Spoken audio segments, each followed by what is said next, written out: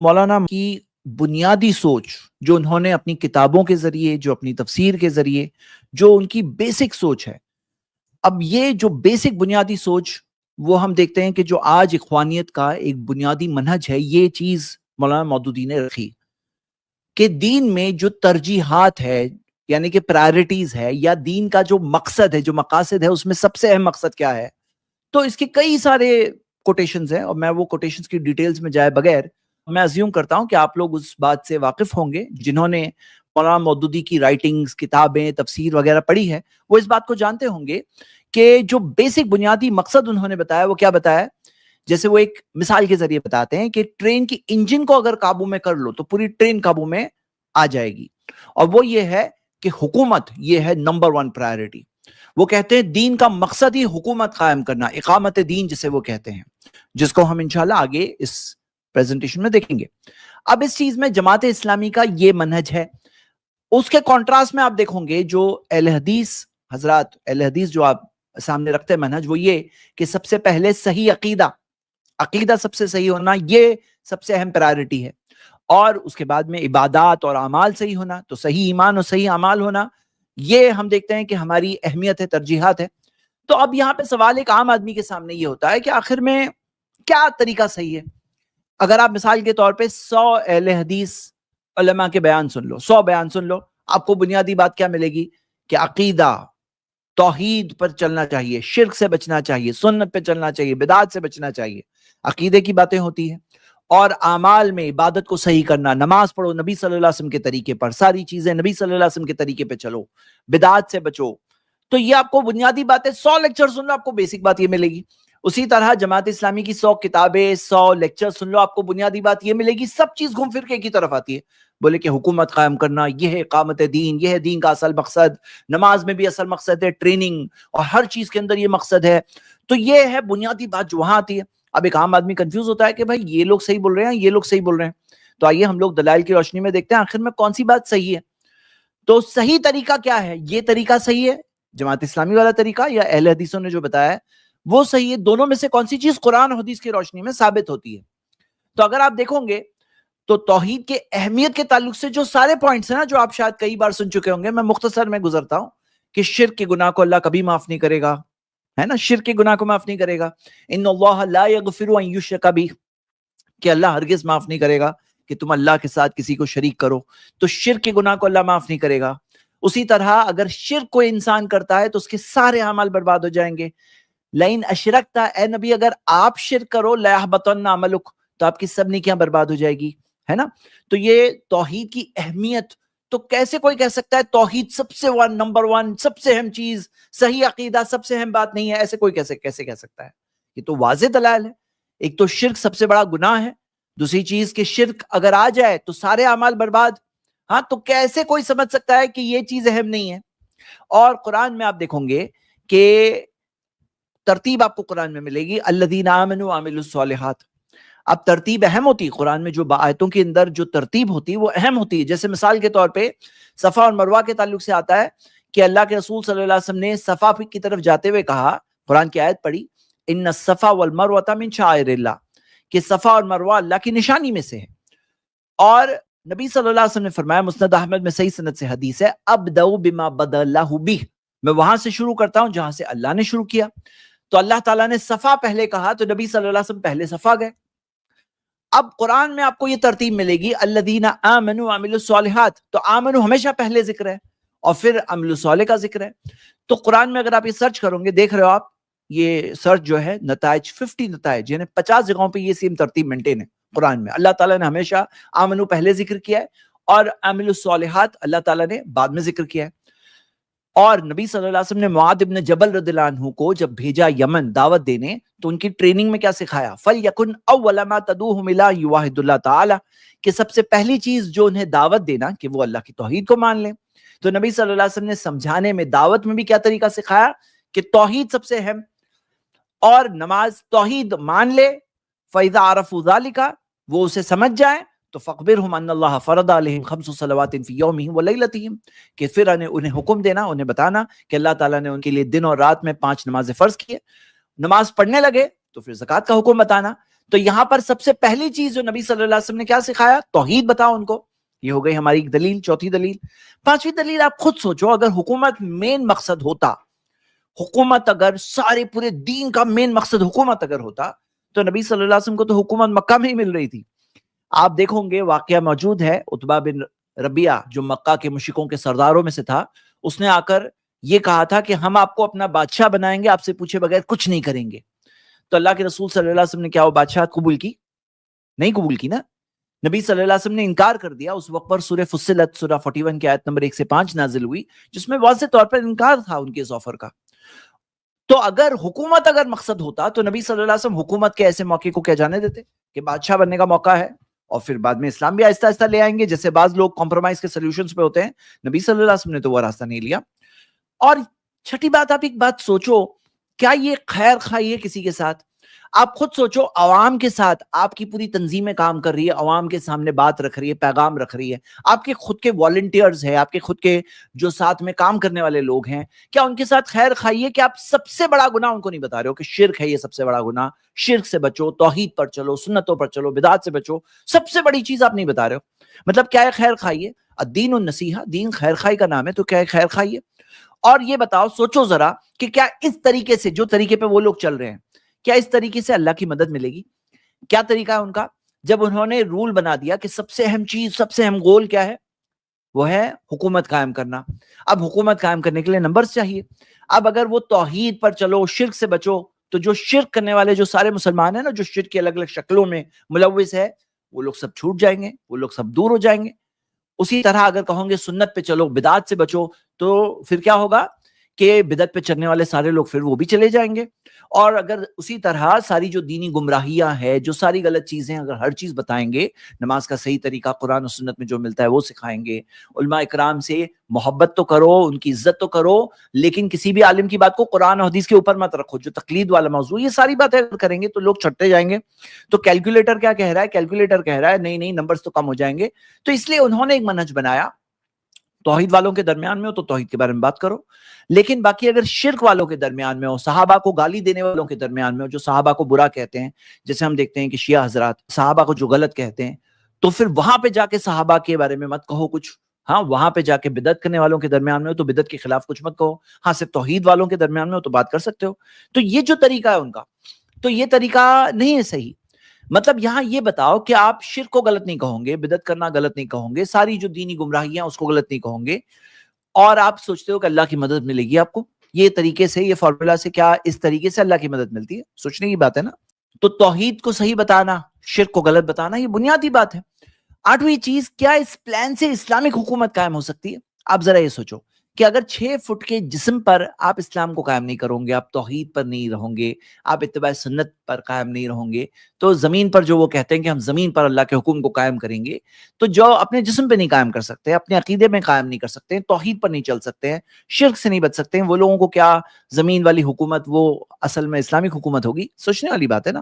جیسے میں آپ کو ایک سوال بتا رہا ہوں, اب یہاں پہ وہ لوگ سب طرح کے لوگوں کو ملاتے, بولے تم یہ کہتے ہو شرک کرنا صحیح, تم کہتے ہو بدعت کرنے والا صحیح, سب ہم سب ایک ہیں. اب مل کر اگر وہ لوگ سچ مچ, سپوز کرو کہ اگر وہ لوگ کوئی حکومت اگر انہیں مل بھی جائے, تو یہاں پر الگ الگ ویوز رکھنے والے لوگ ہیں, وہ ایک منہج پر لوگ نہیں ہوتے ہیں, پھر کیا ہوگا؟ ان کے آپس میں سول وار ہو جائے گا. اس کی مثالیں موجود ہے, ہسٹری میں اس کی مثالیں موجود ہے. اور زیادہ تعداد کس کی ہوگی؟ سوچو, زیادہ تعداد تو ظاہر سی بات ہے غلط عقیدے والوں کی ہوگی. اب اگر آپ سب کو ملاؤ گے, 2 اور 2 4, 2 اور 2 5, 2 اور 2 6, 2 اور 2 ملا کے 7 ہو جاتے, 2 اور 2 ملا کے 8 ہو جاتے, ہم سب ایک ہیں, ہم سب ایک ہیں. اب زیادہ تعداد کن کی ہوگی؟ ظاہر سی بات ہے غلط عقیدے منہج والوں کی ہوگی. تو اگر وہ حکومت مل بھی گئی تو کوئی کون سی اسلامک حکومت ہوگی؟ وہ اسلامک حکومت ہوگی, اور وہ ایک اور غیر اسلامی حکومت ہوگی. اگر وہ پوائنٹ آف ویو سے کوئی دیکھ رہا ہے اور اگر اس پوائنٹ آف ویو سے کام کر رہا ہے, تو کیا سچ مچ اس کو جو چیز وہ چاہ رہا ہے وہ ملے گا؟ سوچنے کی بات ہے نا. 9ویں چیز, سارے رسولوں کا مقصد کیا تھا؟ قرآن میں آپ پڑھو, وَلَقَدْ بَعَثْنَا فِي كُلِّ أُمَّةٍ رَسُولًا أَنِ اعْبُدُوا اللَّهَ وَاجْتَنِبُوا الطَّاغُوتَ, کہ ہم نے بھیجا, ساری ہر امت میں رسول بھیجا اس پیغام کے ساتھ کہ صرف اللہ ہی کی عبادت کرو اور سارے معبودان باطلہ سے بچو. تو یہاں پر بنیادی مقصد سارے نبیوں کا کیا تھا؟ اللہ تعالیٰ نے بتایا, وَمَا أَرْسَلْنَا مِن قَبْلِكَ مِن رَسُولٍ, کہ ہم نے آپ سے پہلے کوئی رسول نہیں بھیجا, إِلَّا نُوحِي إِلَيْكَ, سوائے یہ کہ ان پر یہ وحی کی, انہ لا الہ الا انا فاعبدون، کہ نہیں ہے کوئی معبود برحق سوائے میرے، تو صرف میری عبادت کرو. تو سارے نبیوں کے بارے میں اللہ تعالیٰ نے بتایا. اور آپ دیکھو سارے نبیوں کی دعوتیں دی ہوئی ہے. پڑھیے قرآن کے اندر عیسیٰ علیہ السلام نے کیا دعوت دی، نوح علیہ السلام نے کیا دعوت دی، شعیب علیہ السلام نے کیا دعوت دی، صالح علیہ السلام نے کیا دعوت دی. کیا سب نے یہ کہا کہ ہاں ہم آئے ہیں، ہمیں حکومت کا ایک مشن لے کر آئے ہیں، سب لوگ مل جاؤ ہمارے ساتھ، ہم لوگ مل کر حکومت قائم کریں گے؟ پڑھو تو صحیح نا. آپ پڑھو گے تو آپ کو یہ تو نہیں ملے گا. آپ کو یہ ملے گا کہ سب نے توحید کی دعوت دی، سب نے آخرت کے تعلق سے دعوت دی، صحیح عقیدے کی دعوت دی. یہ حکومت والا مشن جو بتانے کی سپر امپوز کرنے کی کوشش کرتے ہیں کہ یہ تھا مقصد، یہ تھا مقصد، سارے نبیوں کی سٹوڈیز میں تو غائب ہے، یہ مقصد ہی غائب ہے. اور آپ دیکھو گے کتنے نبیوں کو حکومت ملی، ذرا دیکھو کتنے نبیوں کو حکومت ملی، چیک کرو.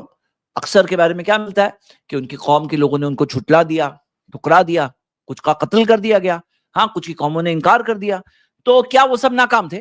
اگر حکومت قائم کرنا مقصد تھا تو سارے نبی کیا ناکام ہو گئے؟ کیا ان کا مقصد انہوں نے حاصل ہی نہیں کیا؟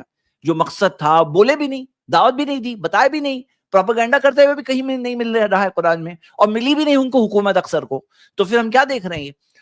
اور بتاؤ نبی صلی اللہ علیہ وسلم مکہ میں جب تھے تو کیا کوشش کر رہے تھے کہ چلو ہم ایک پارٹی بنا رہے ہیں، سب لوگ مل کر ہم حکومت قائم کرنے کی کوشش کریں گے، یہ تھا مشن. دیکھو تو صحیح نا. آپ دیکھو گے تو توحید کی دعوت دے رہے ہیں اللہ کے رسول صلی اللہ علیہ وسلم، آخرت کی دعوت دے رہے ہیں، رسالت کی دعوت دے رہے ہیں، عقیدے کی دعوت دے رہے ہیں، ایمان کی دعوت دے رہے ہیں. یہ تھی ان کی بنیادی دعوت. 13 چیز جو پوائنٹ شیخ کفایت آلریڈی ڈیٹیل میں سمجھا چکے ہیں، میں صرف ذکر کر رہا ہوں کہ آپ کو یہ حدیث ملے گی کہ نبی صلی اللہ علیہ وسلم نے فرمایا لا تزال طائفۃ من امتی ظاہرین علی الحق، میری امت کا ایک گروہ رہے گا جو واضح طور پر حق پر ہوگا. ایک گروہ رہے گا جو حق والا گروہ، جو صحیح عقیدے، صحیح منہج، صحیح طریقے پہ ہوگا، ایک گروہ رہے گا. کریکٹ.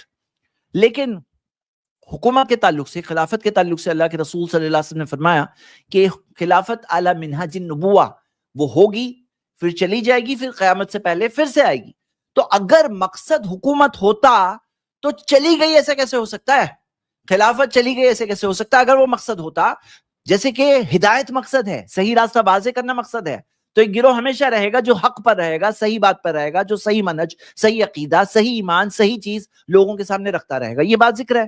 لیکن حکومت کے تعلق سے آپ یہ جو حدیث دیکھ رہے ہیں اس کے اندر کیا دیا ہے کہ حکومت ایک زمانے میں ہوگی، خلافت نبوت کے منہج پر، منہج اعلی منہج النبوہ، نبی صلی اللہ علیہ وسلم کے نبوت کے منہج پر ہوگی، اور پھر چلی جائے گی، پھر بعد میں قیامت سے پہلے پھر سے آئے گی.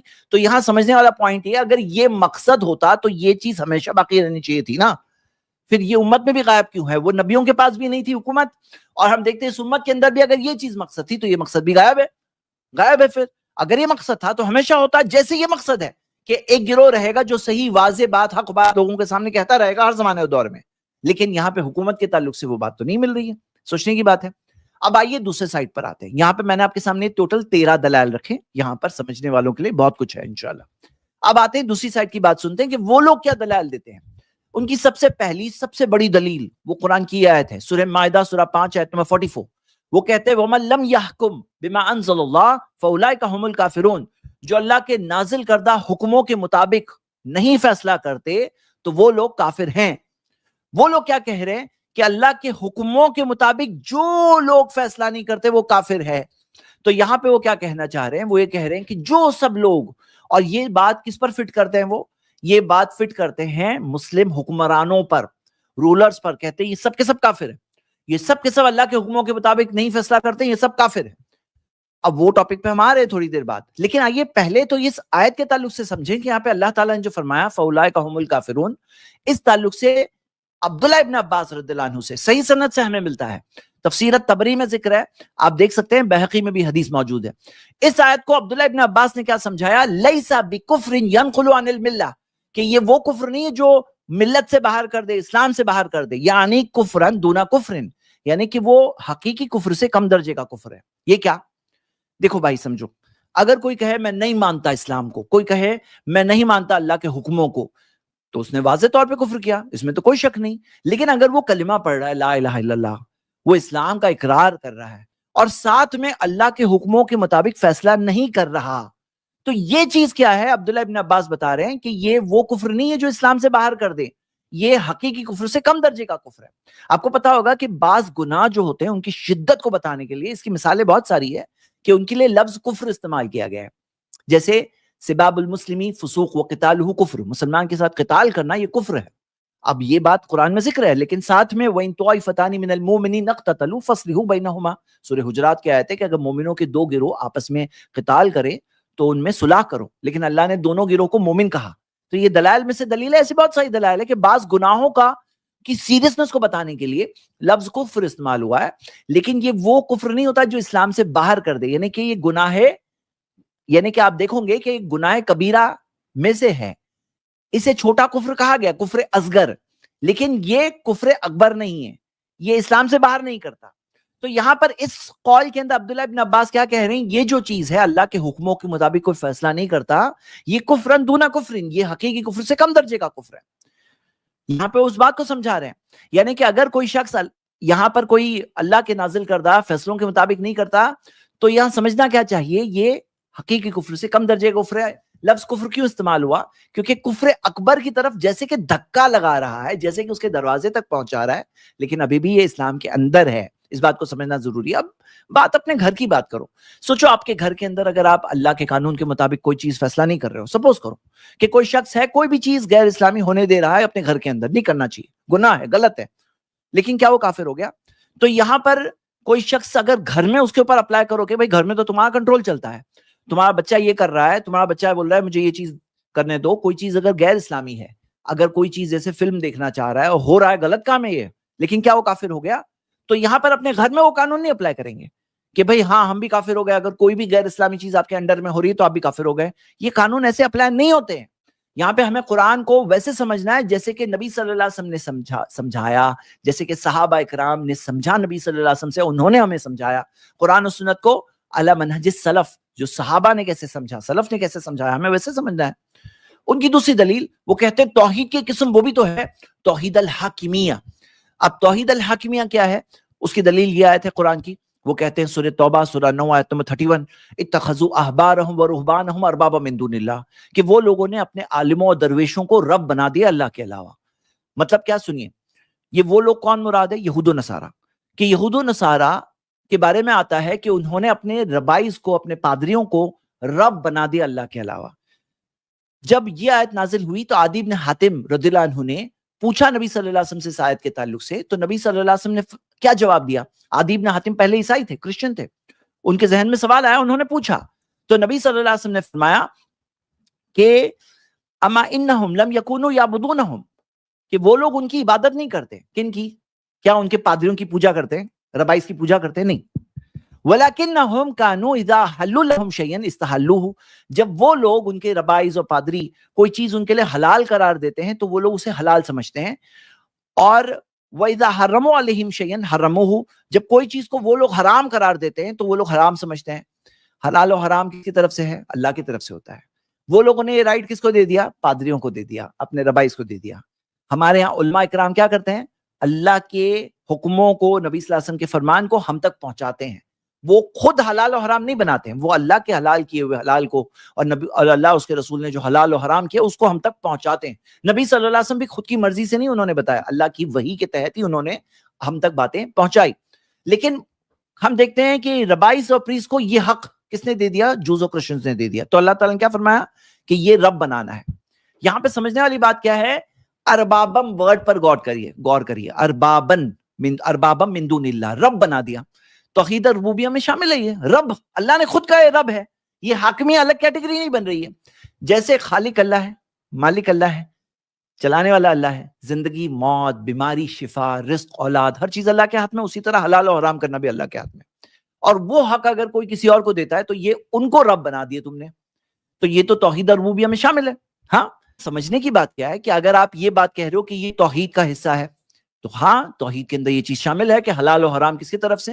اللہ کی طرف سے ہے. لیکن آپ باقی توحید ربوبیہ بھی تو بتاؤ. کوئی اگر یا غوث المدد کہہ رہا ہے یا خواجہ کرم کہہ رہا ہے، جو یہ مانتا ہے کہ فلاں ہے تقدیر بنانے والے، بگاڑنے والے، فلاں کے ہاتھ میں سب کچھ ہے، یا کوئی ہے جو اللہ کے علاوہ اوروں کی عبادت کے لیے عبادت کے عمل کر رہا ہے، اوروں کی تعریف کر کے انہیں اللہ کی صفات دے رہا ہے، یہ بھی تو شرک ہے. یہ سب کیوں نہیں بتا رہے ہو؟ تو یہاں پہ سمجھنا کیا ہے کہ انہوں نے توحید الحاکمیہ کا ورڈ اس لیے لایا کیونکہ یہاں پر جب ان کے سامنے واضح دلائل رکھے جا رہے ہیں کہ شرک سب سے بڑا گناہ ہے تو وہ اس کیٹیگری میں فٹ ہونا چاہتے ہیں. فٹ ہونا چاہتے ہیں تاکہ جو ان کی بات یہاں پر بلا دلیل دکھ رہی ہے، یتیم ہو گئی تھی بات، تو وہ بات کو کسی طرح سے توحید کے اندر جا کر فٹ کریں. اب آئیے تیسرے سوال پہ آتے. پوائنٹ ہے وہ کہتے ہیں اسلامی قانون کے مطابق جو سب فیصلہ نہیں کرتے وہ سب کافر ہے. کہ پہلے تو یہ بات آ چکی ہے کہ یہ کفر اکبر نہیں ہے، کفر اصغر ہے. کفر اکبر ہی نہیں ہے پہلے تو. دوسری بات اس میں یہ ہے کہ اگر کوئی شخص کفر اکبر کا کام کرے، کوئی شخص لا الہ الا اللہ بھی پڑھ رہا ہے اور کفر اکبر کا کام کرے، تو ایسے ہی جا کر آپ کافر تھوڑی بول سکتے ہو. اس کے اندر پروسیجر ہوتا ہے کہ نہیں ہوتا ہے؟ تکفیر کا ایک پروسیجر ہے پورا کہ پورا، کہ بھئی اس کا ارادہ تھا کہ نہیں تھا.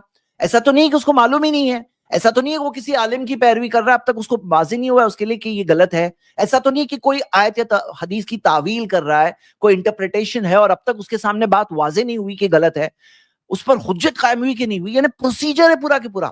ایسے نہیں ہوتا ہے کہ آپ جا کر کے ڈائریکٹلی کہہ دو، کیونکہ یہاں پہ بہت سیریس معاملہ ہے. ہو سکتا ہے کبھی کوئی کسی پہ مجبوری ہو، وہ کوئی چیز کہہ رہا ہے، کر رہا ہے. کفر اکبر کی بات کر رہا ہوں، کفر اصغر تو اس میں آتا ہی نہیں ہے. کفر اکبر کے اندر اگر کفر اکبر کر رہا ہے، کبھی ایسا بھی تو ہو سکتا ہے کسی کی کوئی مجبوری ہے، کوئی رولر ہے، اس پر کوئی ٹائپ کا فورس ہے، کوئی ٹائپ کی مجبوری ایسی بھی ہو سکتا ہے. کیونکہ یہاں ڈرنے والی بات کیا ہے کہ ایما رجل قال لاخیہ یا کافر، جو شخص اپنے بھائی سے کہا ہے کافر، فقد باء بها احدهما، تو ان دونوں میں سے کوئی ایک تو ہے. فان كان كما قال والا رجعت علیہ، اگر سامنے والا ہے تو ٹھیک ہے، نہیں تو وہ چیز اسی پہ واپس آ جائے گی. تو یہاں پہ تو ڈرنے والی بات ہے. تو یہاں پر یہ تو دوسری بات ہے. اور تیسری چیز کیا ہے کہ بھائی رولرز کے تعلق سے خاص ایکسٹرا رول ہے. ایک تو کوئی بھی مسلمان ہو، آپ اس کو کافر ایسے نہیں بول سکتے ہیں. رولرز کے تعلق سے تو نبی صلی اللہ علیہ وسلم نے خاص وعدہ لیا، عہد لیا اور کہا کہ تم اپنے حکمرانوں کے خلاف مت کھڑے ہونا الا ان تروا کفرا بواحا، سوائے یہ کہ تم دیکھو، سنو نہیں، سنی سنائی بات نہیں چلے گی. تروا کفرا، دیکھو کفر، بواح، کفر بواح یعنی کہ اوپن کفر، یعنی ایسی نہیں کہ رکی جھکی چھپی چیز، اور وہ بھی سنی سنائی چیز نہیں. دیکھو مطلب اس کے اندر خاص تاکید ہے اور خاص روکا گیا اس چیز سے، بغاوت برپا کرنے سے. اب یہ لوگ جو کیا کر رہے ہیں، کہیں پر ہم دیکھتے ہیں کہ جا کے حاکموں کو سب کو کافر کہہ دیا. اور پھر آپ دیکھو گے کہ ان کا خاص منشا کیا ہوتا ہے کہ بھئی عام طور پہ کیا ہوتا ہے، آپ توحید کی بات پہنچاؤ، شرک سے روکو، سمجھاؤ لوگوں کو، بدعات سے روکو، تو سنت پر چلنا سکھاؤ. ان کا کیا معاملہ ہوتا ہے، جو لوگ اس منہج پر آ جاتے ہیں نا، اخوانیت کے، جماعت اسلامی کے، جب وہ لوگ اس منہج پر ہوتے ہیں، اب ان کا کیا معاملہ ہوتا ہے، حکومتوں کے خلاف پروپیگنڈا ان کا مقصد ہوتا ہے. دن رات صبح شام بغاوت برپا کرنے کی کوشش، یعنی وہ حکمران جو رول کر رہے ہیں اپنی اپنی کنٹریز میں، ان کے خلاف بغاوت برپا کرنے کی کوشش، پروپیگنڈا میں لگے ہوتے ہیں. سعودی میں یہ، اب ہماری چرچ میں دیکھو کوئی نہ کوئی دکھے گا کہ ایم بی ایس ایسا کر رہا ہے. یہ ان کا پورا پورا دین وہی ہے، حکمرانوں کے پیچھے پڑے رہنا، یہ ان کا دین ہے. بس وہی ہے ان کی، صبح شام دن رات یہی ہے، بغاوت برپا کرو. کہیں کہیں جا کر معاملہ سول وارز تک پہنچا ہے، کہیں کہیں بہت زیادہ خون خرابہ ہوا ہے. کبھی کبھی ایسا دیکھا گیا کہ نیچر کے لیول کے جو والنٹیئرز ہیں، وہ اپنے اوپر والے جو لیڈرز کو دیکھتے تھوڑے بہت لبرل ہو رہے ہیں، تو نیچے والے اپنے لیڈرز کے خلاف بغاوت کر لے رکھتے ہیں. پھر کوئی ایک ایکسٹریمسٹ آف شوٹ نکلے گا، پھر وہ چیز اور ایکسٹریمسٹ آئیڈیاز کے ساتھ میں ہوگی. یعنی ایسی ساری چیزیں اس کے اندر ملے گی. کہاں سے سٹارٹ ہوئی، مین مقصد ہی انہوں نے غلط بنا دیا. جو آپ دیکھ رہے ہو نا، کئی سارے پرابلم جو سٹارٹنگ سے سن رہے ہو اسٹریم کے اندر، وہ کئی سارے پرابلمز کی بنیادی وجہ آپ پاؤں گے فرسٹ پرائیورٹی کیا ہے. جب انہوں نے فرسٹ پرائیورٹی جو عقیدہ ہے، توحید ہے، جو اتباع سنت ہے، اس پر چلنا، اس کی جگہ پہ جب انہوں نے فرسٹ پرائیورٹی حکومت رکھ دیا، اب وہاں پہ وہاں سے سٹارٹ ہو گئی بات، وہاں سے پرابلم سٹارٹ ہو گئے. جب انہوں نے فرسٹ پرائیورٹی چینج کر دیے، تو وہاں سے ہی پوری کی پوری ٹرین ہی پوری دوسری ڈائریکشن میں چلی گئی. آگے چوتھی چیز وہ کہتے ہیں غیر اسلامی قانون میں رہنا وہ کفر ہے. اچھا، اگر کفر ہے تو آپ بتاؤ کہ نبی صلی اللہ علیہ وسلم مکہ میں رہ رہے تھے، غیر اسلامی حکومت تھی، کیا وہ کفر تھا؟ اور نبی صلی اللہ علیہ وسلم نے صحابہ کو حبشہ جب بھیجا، حبشہ ابسینیا، وہاں پر بھی ہجرت کر کے جب وہ گئے تو وہاں پہ بھی غیر اسلامی حکومت تھی، تو کیا وہ کفر میں رہ رہے تھے؟ اور کتنے صحابہ تابعین دنیا میں پھیلے، تجارت کیا انہوں نے، وہاں پہ دین کی دعوت بھی پہنچائی. خود ہم دیکھتے ہیں انڈیا کے تعلق سے آتا ہے کہ تابعی مالک بن دینار یہاں پہ آئے تھے، تو کیا وہ کفر میں رہ رہے تھے؟ تو سمجھنے کی بات ہے کہ یہ جو انہوں نے اپلائی کر دیا کہ یہ کفر میں ہے، یہ چیز کیا نبی صلی اللہ علیہ وسلم کو نہیں پتا تھا؟ پھر وہ لوگ کہتے ہیں پانچویں چیز، کہتے ہیں کہ دیکھو حکومت کے تعلق سے جو ساری ڈیٹیلز ملتی ہے، آیات ملتی ہے، حدیثیں ملتی ہے، جہاد کے تعلق سے ڈیٹیلز ملتی ہے، بولے پھر یہ سب کیوں ہے؟ کہ بھائی کیوں ہے، میں آپ کو ایک مثال کے ذریعے بتاتا ہوں. آپ کو یہ حدیث ملے گی، من آلا جاریتین حتی تبلغا، جو دو بیٹیوں کو بڑا کرتا ہے اچھی طرح سے، یہاں تک کہ دونوں بڑی ہو جائے, اچھی پرورش کرتا ہے. جا یوم القیامہ انا وہو ضما اصابعہ, میں اور وہ ایسے ہوں گے ایسے, نبی صلی اللہ علیہ وسلم نے فرمایا. ٹھیک ہے, اب سوچو کہ کسی کے پاس اگر بیٹیاں ہی نہیں ہیں, حدیث میں آیا نا 2 بیٹیوں کو بڑا کرے گا, اب بیٹیاں ہی نہیں ہیں اس کے پاس, اب کیا کرے گا وہ, کیا کرے ابھی وہ؟ تو ہم کہیں گے بھائی یہ تمہارے لیے نہیں ہے, یہ جس کے پاس بیٹیاں ہوگی اس کے لیے ہی ہے. اب تمہارے پاس بیٹیاں ہی نہیں تو ہم کیا کریں گے, تم جا کے کیا زبردستی کہیں سے کیا کرو گے, تم بیٹیاں نہیں ہے تمہارے پاس, تو جس کے پاس بیٹیاں ہیں اس کے لیے حدیث ہے نا, ہے کہ نہیں ہے؟ میں جواب دے رہا ہوں. یا مان لو فائر ایکسٹنگوشر ہے, اب آگے نہیں لگی, فائر ایکسٹنگوشر رکھ کر بیٹھے ہیں, تو ہاں بیٹھے رہو, نہیں لگی تو نہیں لگی, جس کی لگے گی وہ یوز کرے گا فائر ایکسٹنگوشر. یا جیسے حج و عمرہ کی جو گائیڈ لائنز ہے, احرام ہے, کوئی بولے کسی کو حج کرنے موقع ہی نہیں ملا, اب کیا بولے احرام کا کیا کروں میں, بھائی کیا انڈیا میں احرام پہن لو گے, مطلب نہیں ہوا تو نہیں ہوا, آپ جاؤں گے تب احرام پہنو گے. احرام یہیں پہ انڈیا میں نہیں پہن سکتے آپ, اس کو میقات سے پہننا ہے. تو اسی طرح حکومت کے جو قانون ہے وہ وہاں پر اپلائی ہوں گے جن کے پاس حکومت ہوگی. جنہیں حکومت ملتی کسی بھی وجہ سے, کون سے قانون اپلائی کرے, تو اسلامک قانون اپلائی کریں. اب اس کا یہ مطلب نہیں بنتا ہے کہ یہ مقصد بن گیا, اب یہ مقصد بن گیا ہمارا, یہ سوچنے والی بات ہے. اور آخری پوائنٹ میں لے رہا ہوں کہ اقامت دین کے تعلق سے یہ آیت جو بتاتے ہیں ان اقیموا الدین ولا تتفرقوا فیہ, کہ دین قائم کرو, دین کی اقامت دین کرو اور اس میں اختلاف مت کرو.